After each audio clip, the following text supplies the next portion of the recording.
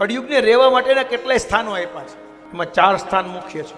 દ્યુતમ પાનમ સ્ત્રીહ સૂના યત્ર ધર્મ ચતુર્વિધ.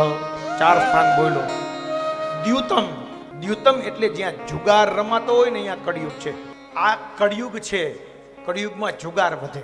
બીજો શબ્દ છે દારૂ. દારૂ ન પીવાય. પાનમ, પાનમ એટલે પીવું. જે દારૂ પીએ એ દૂષણ છે. ભારત એ યોગીઓની સંતોની ભૂમિ છે. એ સંતોની ભૂમિ ઉપર અત્યારે દૂધ કરતા દારૂની કિંમત જાજી છે. બીજું બતાવ્યું છે વ્યભિચાર. જ્યાં વ્યભિચાર થતો હોય ત્યાં કળિયુગનો વાસ છે. અને ચોથું બતાવ્યું છે હિંસા.